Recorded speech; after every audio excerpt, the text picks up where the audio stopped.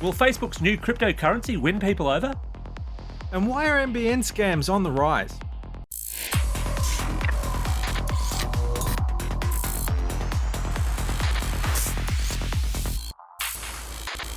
Vertical Hold is proudly sponsored by Netcom, taking Australian technology to the global market. Welcome to Vertical Hold, Behind the Tech News, where we talk to Australia's leading technology journalists to get the stories behind the news of the week. I'm Adam Turner, and I'm joined as usual by Alex Kidman, a man who's still bitter that his Alex coin cryptocurrency never took off for world domination. Look, I know what the mistake was. It was running the entire blockchain on a Spectrum Plus 3. I've upgraded to an Amiga, this time for sure. That'll definitely take care of it. Speaking of upgrades, we're also joined once again by freelance technology writer Anthony Caruana, who spent his day battling with the Apple's Genius Bar. Anthony, welcome back to the show. How did you fare in your fight with Apple? Well, it was kind of interesting. Oh, thanks for the welcome, by the way. But kind of interesting. I went in there with low expectations. And because, Smart. well, you know, I've been to a Genius Bar before. I've learned my lessons. But interestingly, apart from the fact that the appointment started a few minutes late, even though I got there on time, which was a minor miracle given the weather in Melbourne today, the good people at Apple took my MacBook Pro behind the scenes when I told them what happened. So on Monday morning, I was doing some work and I had a bit of Jimmy Kimmel. One of his latest things was on the screen playing away in the video. And lo and behold, my computer made a pop sound and promptly switched off. A pop sound, Yeah. Right? That's never good. I'm not an expert, but pop is generally a bad sound. Now, to Was come there from a blue computer. smoke? No, well, I was okay because the blue smoke didn't come out of the computer. So it seemed okay. And I actually picked it up for the sniff test to make sure I couldn't smell the blue smoke. Oh, So- yeah, because every engineer will tell you that every device only has a certain amount of smoke in it. And once it comes out, you cannot put it back That's in. it. So I thought something was slightly awry, but I was in Sydney for the last 2 days, so I really couldn't do anything about it. But fortunately, I had a spare machine sitting around that I could pick up and keep working on. So I went to the Genius Bar today, put it there, gave them the machine, told them it went pop. The gentleman there took it behind the scenes, came back and told me there's a blown capacitor on the logic board. We just have to replace the logic board, 3 to 5 days. With a bit of luck, you'll get your computer back. I assume that also means that none of my data will be there, but I think that's okay because I am pretty good at my backup routine. So as long as the backup was working that morning, which I didn't actually look at that particular morning, but as long as it had worked, I'd be okay. So you'll survive to write another day. I hope so. And Genius Bar people will be pouring all over your private photos as we speak and laughing. Oh, look, that's okay. It's not the first time someone's seen a photo of me and laughed. Fortunately, it's not on a dating site. It is in the Genius Bar. So speaking of geniuses, Facebook took a big leap into cryptocurrency this week. But will Libra really set you free? We'll look at that shortly, as well as shifts in the NBN pricing strategies, scams, and all other things that are going on. But first, over to the Vertical Hold news desk. Alex, what's happening in tech? Netflix is reportedly going to start using AI to crack down on folks naughtily sharing their Netflix login details with friends. Strictly speaking, your Netflix login should only be used by members of your household, but plenty of folks on multi-stream accounts share out their excess largesse. Using software developed by Cinemedia, Netflix is apparently looking into ways to automatically detect shady sharing. Cinemedia says that its software is smart enough to pick the difference between illicit sharing and your own usage when you travel.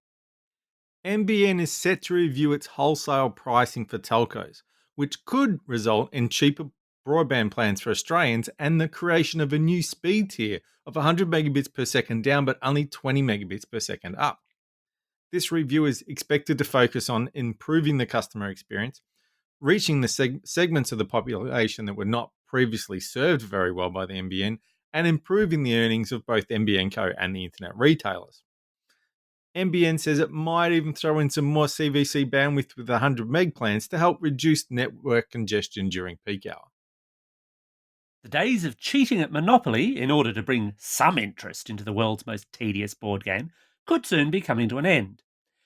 Hasbro is releasing the voice banking edition of Monopoly, with an AI-led banker who handles all your money for you virtually.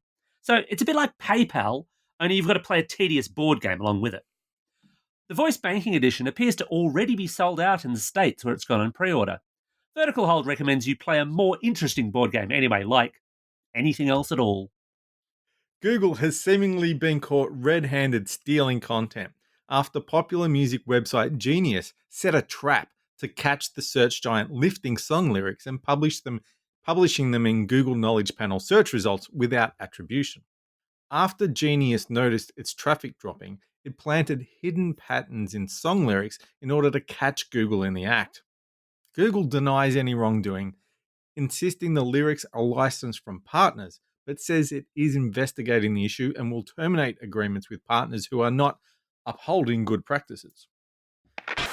So, Alex, none of us here would ever share our Netflix login, would they? Hi to my mother and my mother-in-law if you're listening. Is this something that Netflix really needs to crack down on? Well, look, I can say quite honestly, I don't, but then pretty much all of my kids are on my Netflix account all of the time, so I wouldn't have anything to share. I sort of get the idea, because if you are sharing it out to family members or to other people you happen to know, those are people who aren't giving Netflix more money. So I get the idea of why they might want to. I'm seriously concerned about how this approach is going to work in the real world, though. Anthony, I know you've written a bit about this week. How are they going to pick that it's me or not me on my Netflix account? Well, because the stuff that you watch and the stuff that other people watch on your account probably isn't the same stuff.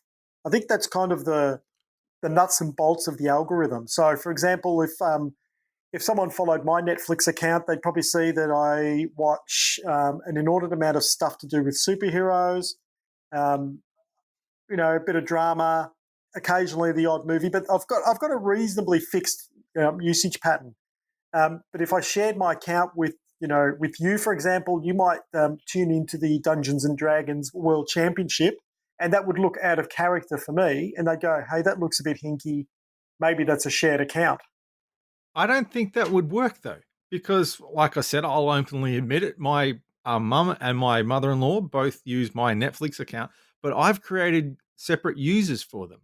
I have a user, my wife has a user account, and they have user accounts. So what they're watching, they just look like another person in my house. It's not influencing what I watch. So I don't see how you could tell that way that they're not me. I would think they're looking more at comparing IP addresses and locations. Look, I think there's a bit of that in it, but I think what you're talking about is the fact that you can create a number of profiles, but there are a limit to how many profiles. Sorry, that's the one I was looking for. But there's a limit to how many of those profiles you can create.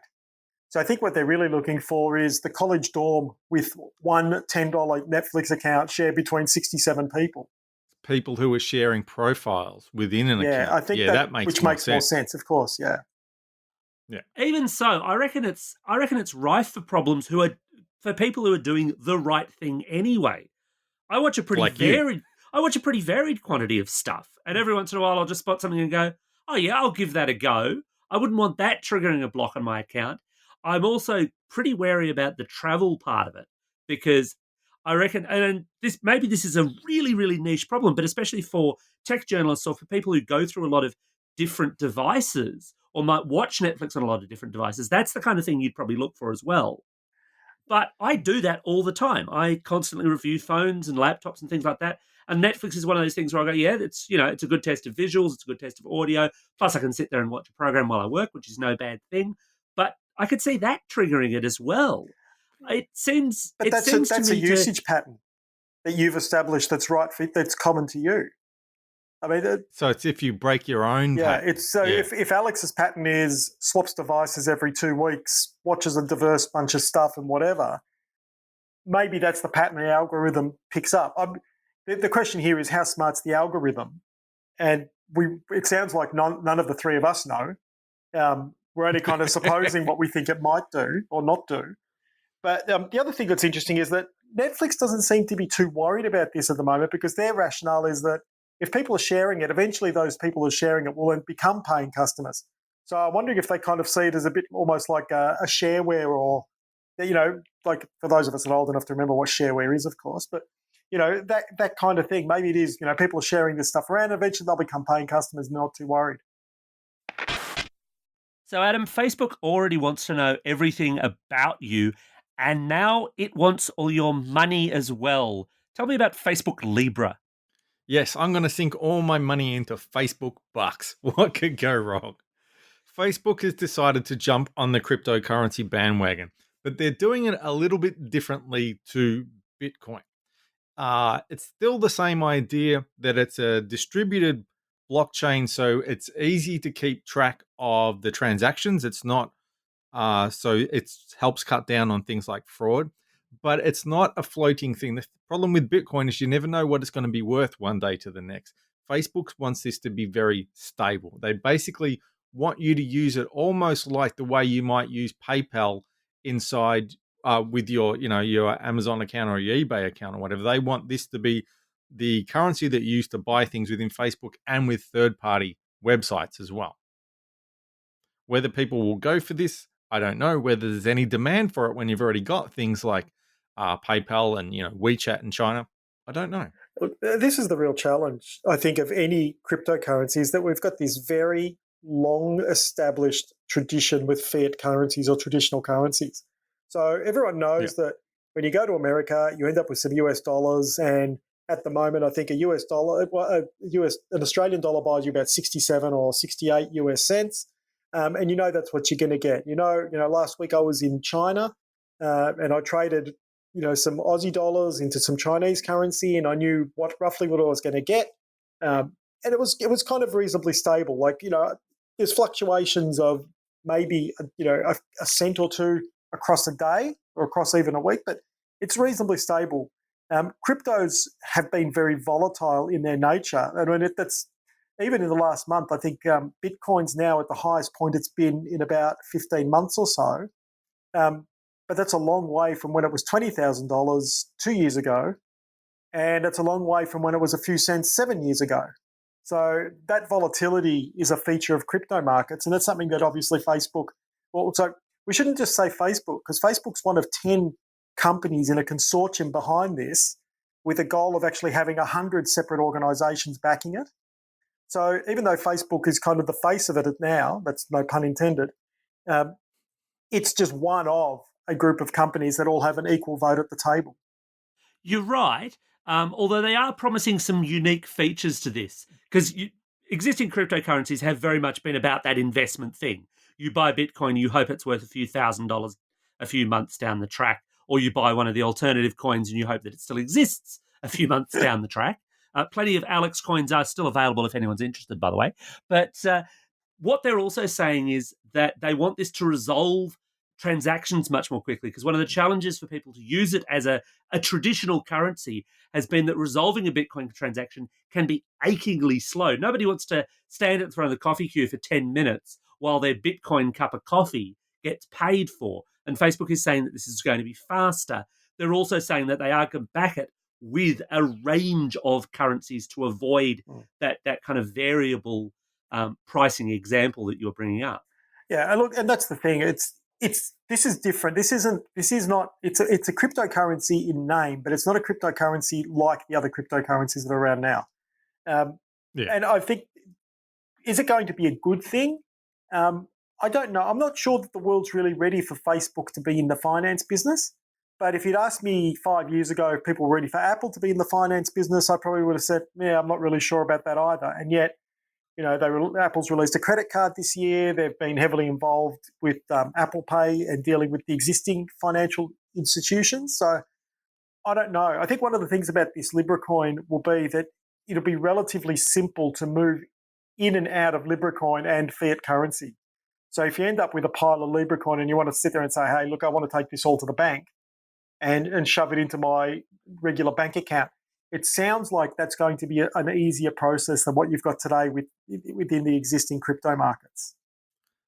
So that's the difference between this and other things like Apple Pay or PayPal, because if you've got, we'll say, a PayPal account, then you transfer Australian dollars into it from your bank account, and then you can buy things in Australian dollars or in other currencies. But here, you don't load up $100 worth of Australian dollars into your Libra account and then spend that. You buy $100 worth of Libra coins, Facebook bucks, and then spend that on things. But then it kind of gets a bit complicated, because then everything has to have a Libra value on it. So you go somewhere to buy something, it might cost 10 Australian dollars. Will it also have a Libra price? It's kind of like when the euro first came in, and when you went around Europe, you had to know, well, what's the local currency and what's this euro currency, this thing that's not actually, you can't hold it in your hand yet, but you need to understand the interaction between the two. It sounds to me like they're overcomplicating things from that perspective compared to using Apple Pay or PayPal or any of the But others they're where you just very, stick with very your own different. currency. They're very different. They're not getting into the same market that Apple's getting into at all. I think that's a red herring, because Apple is working within the traditional banking infrastructure. An Apple Card is just another credit card.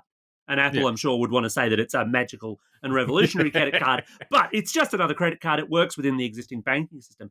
I think the issue of how you'll pay for stuff and the currency transactions is probably a pretty trivial one, especially for those kind of online markets. It's not going to be that hard to have a permanently running script that says, right, Adam's IP address says he's coming from Australia. We will end up as the merchant getting paid in Libra coin, but we'll tell him what it costs in Australian dollars. He'll just use his Libra wallet to pay for it. That could be good. That's a simple thing. Where this is much, much bigger, or it's got the potential, if it takes off, to be much, much bigger. And the reason why a lot of national governments have started to say, oh, no, we don't like the look of this, is that it does have that potential to become a much more powerful global currency. That worries governments. And to be honest, from my own personal political viewpoint, and it's hard not to get political with this, I think they probably should be worried. I'm not entirely happy with the idea of Facebook and its consortium assuming that level of control. It's the golden rule all over again. Well, it's kind of interesting because one of the things they're trying to do, obviously, is make financial transactions happen faster. And that one of the challenges of the blockchain is, because it's a distributed ledger that is shared amongst a whole bunch of people in order to validate the content. Things take time to validate. There are other cryptos out there that have been trying to do something like what LibraCoin wants to do, which is to actually facilitate currency exchange and financial transactions across markets where there are different different currencies. So I mean, I don't see that buying something with LibraCoin will be fundamentally different to me going onto a website and buying in US dollars. I just have to know what the exchange rate is for the dollars that I'm used to dealing with. I don't think it's fundamentally all that different to that. But what we're dealing with is a currency that's not issued by a government. It's issued by probably, it'll be about 100 corporate entities, I assume. I'm not sure if governments are being invited to participate at the same way as corporate entities are. And if that's the case, then we're giving over a big slice of our financial world to people whose interests may not necessarily align with our own interests. There's also a bigger market here for Facebook that's a bit untapped. And I'm borrowing a large thought line here with a hat tip to Mark Pesce, who wrote a great piece on LibraCoin this week, where he pointed out that the biggest market for Facebook is not, in fact, the three of us. It's not anyone in Australia. It's emerging economies where people don't have credit cards, where people don't have access to those kinds of financial instruments. And in fact, their governments might not give them that either. But those are areas where smartphone adoption, where phone adoption has really picked up a pace, and where Facebook could absolutely dominate. True, they take off in somewhere like India and Indonesia. What do they care about Australia? It's massive. Yeah, look, and that's exactly true. Sub-Saharan Africa is obviously another place where that happens. I think, Mark's right when he talks about it in that context, Mark Pesce. But I'm still skeptical because of who's in behind it, and I guess that's ultimately all financial systems, whether you talk about the stock market or currency exchanges or crypto exchanges or whatever. The real currency is not the money. The real currency is trust. Because if you don't trust that, you pull your resources out and it falls apart. If you do trust it, you put your resources in it and it grows and builds. So I think that's the real currency we're talking about here. Facebook's reputation hasn't been great over the last 2 or 3 years, to be fair. That's putting it politely. Yeah. Financial markets live in trust. That's their actual fundamental asset is trust. the question will be, do people trust Facebook to be a piece of this? And if they're only one of 100 votes at the table, do we trust the other 99? I don't know who all those other 99 are going to be because no one does yet. They haven't come forward. There's only 10 at the table now.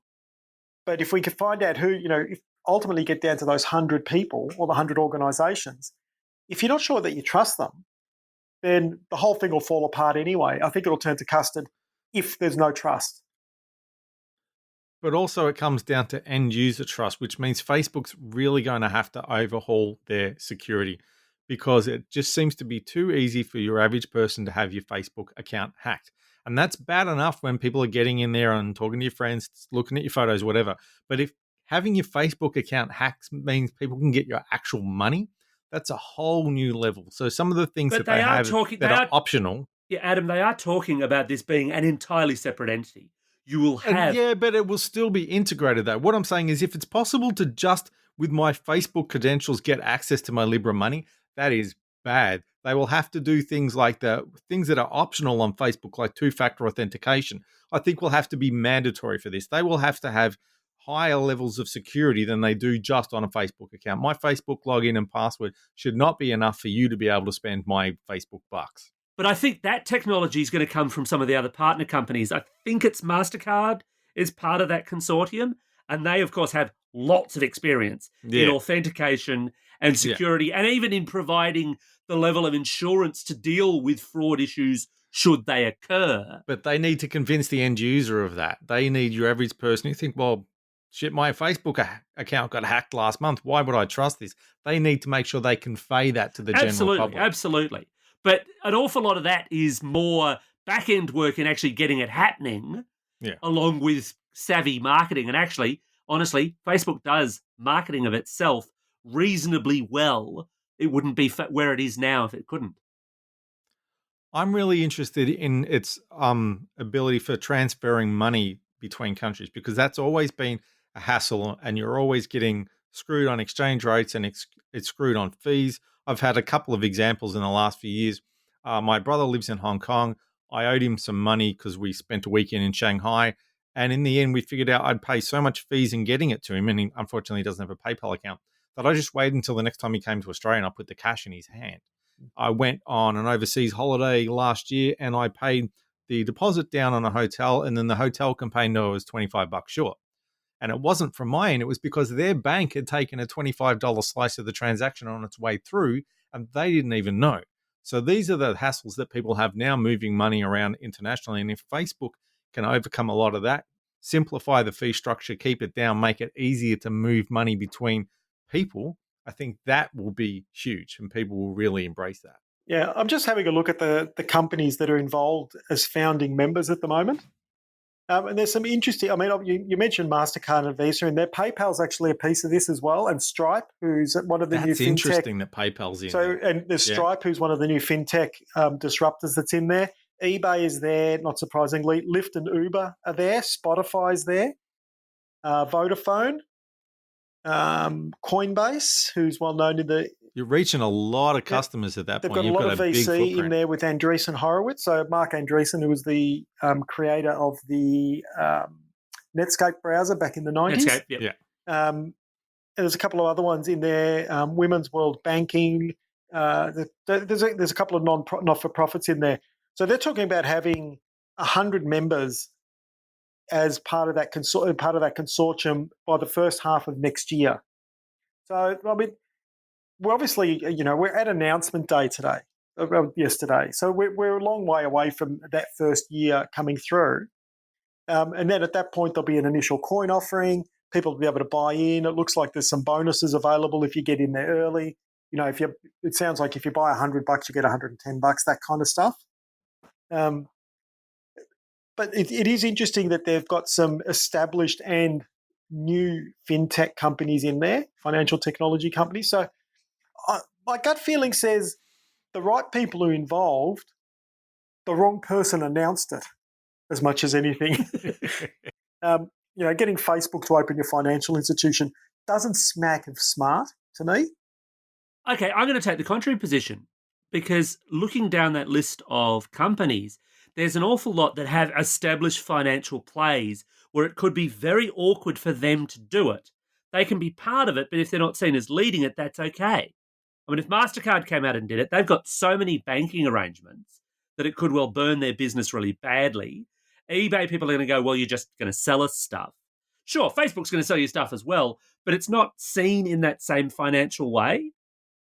Yeah, look, Facebook's interesting in that they do have marketplaces, and all the buy, swap, sell groups in local areas and all that sort of stuff. Now, if they can facilitate the flow of money through those, because I mean, the classic problem people have in buy, swap, sells is that the person doesn't pay and doesn't show up. But when they hit the coming button, some Libra coins move around, that's probably going to incentivize them to actually rock up and collect the item that they've said they're going to come and get. So, I mean, Facebook's got an interest in this, and their margin in this is a skim, isn't it? My understanding is they're going to clip some tickets on the way through, and they're going to collect a bit of revenue each time someone makes a sale, much as eBay does when they collect a commission on sale. So, it's certainly. I thought they were also looking at just the interest on the $100 that you're letting them hold. Of course, yeah, and there's obviously that as well. But look, I look at that list and I go, there's some interesting plays in there. There's telco, there's established finance, there's disruptive finance. There's a whole bunch of different types of organisations in there. Facebook, when Facebook comes out and says it, it obviously gets you lots of headlines. And maybe it's a case of there's no such thing as bad publicity in this case. But it's certainly going to put the spotlight further on Facebook when it comes to regulators as well. Already US regulators are looking at this very, very closely, given all the other stuff that's been going on with Facebook over the last couple of years. So, Alex, NBN scams are on the rise. What's happening? Yeah, so the ACCC put out a report this week into the quantity of NBN scams that are affecting Australian consumers, and the numbers are really frightening. Per month this year, on average, just on what's been reported to them, Australians have lost around $110,000 per month. So how do they lose the money? How does it work? So what happens is they get contacted by someone pretending to be from an ISP or pretending to be from NBN Co, saying, you need to switch, or you need to, there's a problem with your broadband connection. Some of them are doing the classic old, we need to install remote access software on your computer. Yeah. Some of them are simply sending fake bills or turning up during a blackout and saying, we can reconnect your service. And some of them are still, asking to be paid in iTunes gift cards, which quick tip, if you weren't aware of this, is if somebody asks you to pay in iTunes gift cards, they are a scammer. Don't do it. Just don't do it. Plus, Apple's killing iTunes, so there won't be iTunes gift cards for much longer. But to give some context around that, same time last year, you were looking at around 38,000 a month. 110,000 a month now is a huge jump up, although I don't think it's too hard to see why, because we're both reaching that near end point in the NBN rollout, so there's a lot of people interested in a connection, and of course you're going to have a lot of people sitting at or on that 18-month window where you have to swap over. Tony, have you got many of those calls at your place? Have you had a bit of fun with it? No, I've been fortunate. The NBN only arrived in my neighbourhood about 8 weeks ago or so. So it's only been a couple of months since the NBN trucks stopped rolling down the street and doing whatever it is they were doing. So I lived in one of the areas where there was a whole bunch of HFC remediation work required. But no sooner had I got the letters saying, NBN's on in your area, and 67 different RSPs were making me the offer I couldn't refuse, so to speak. Telstra, who were my incumbent ISP, because where I live, it's basically get Telstra cable or send carrier pigeons when you want something. A familiar story. A familiar story for many. Very familiar story. Yeah. Telstra came back and said, look, we're getting a bit oversubscribed, so we're just going to leave your cable on. You can leave your cable on. We'll bump you up to 100 meg, and we'll give you 5 up. We'll give you 100 down, 5 up, and we'll drop the price by $10 a month or something. And I was like, okay, that's fascinating. That's fascinating, Anthony, because I'm in exactly the same situation. My HSV has just been NBN activated, and I've just got nearly the same letter from Telstra, except they didn't offer to drop my pricing. They've just said, NBN's very busy with installations in your area. which is news to me. I've not seen too many NBN installers crawling around. Meanwhile, I'm getting the other RSP offers. I'll be honest here, I smell a rat. I think they're simply trying to retain customers. I have no doubt that that's I'd what be they're very trying curious. to do. I'm without a doubt they're trying to keep me as a customer. But while they're dropping the price and increase the download speed, I'm happy.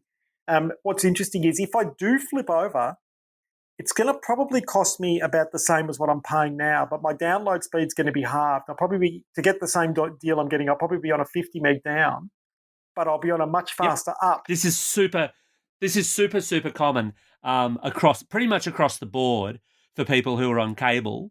And let's face it, if you are on cable, you have been in a privileged position in one sense for a long time in terms of speed. It depends on what's important to you as well, of course. I'm blatantly looking forward to having much, much better upload speeds. Oh, yeah, it's the best. It is the best. Adam, you mentioned this in your news piece as well. We're looking at a bit of change in the NBN in terms of plans and speeds and things like that, because NBN is looking for industry consultation on its pricing models at the moment. Yeah, I can see how 120, so 100 down, 20 up would work for a lot of people. I'm not going to give up that speed. I love it. It's blowing me away. But your average consumer, to be honest, probably 20 up, not down, would be enough. So, and they're struggling to get people onto the higher plan. So maybe that is a good compromise to strike. And there's also a massive economy of scale issue here. We actually saw this week. Launtel, one of the smaller ISPs, has actually said they're looking at pulling out of offering 250, 100 plans, which are obviously much, much faster, because of the pricing construct as it exists. There's really complicated discount structures where NBN Co is trying to get people onto 50 and especially 100 plans this year. We've talked about this on the show before.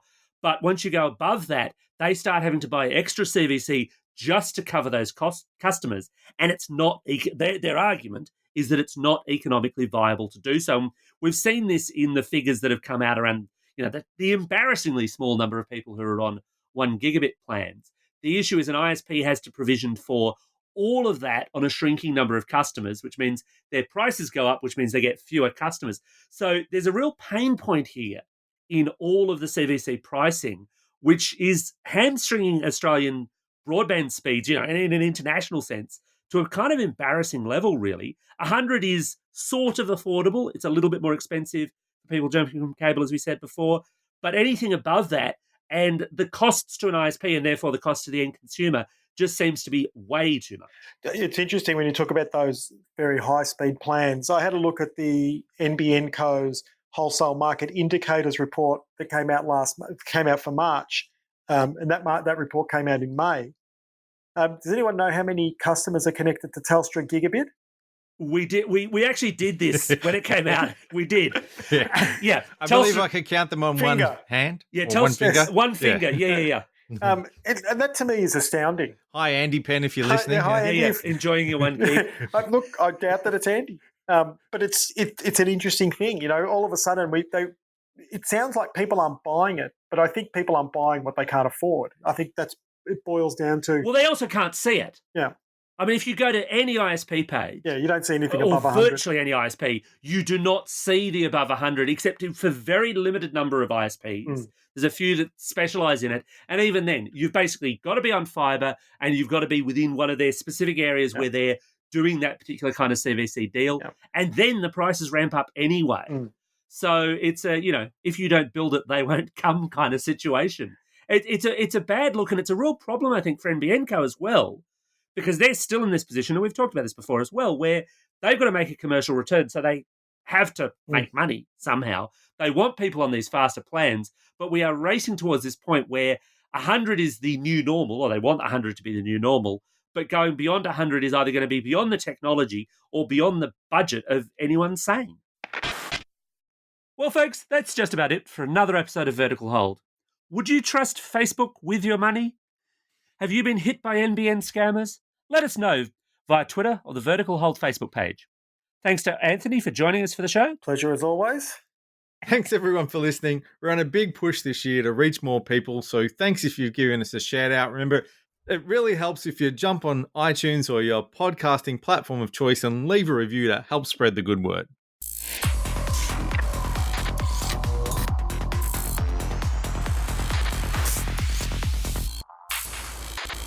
Vertical Hold is proudly sponsored by Netcom, taking Australian technology to the global market.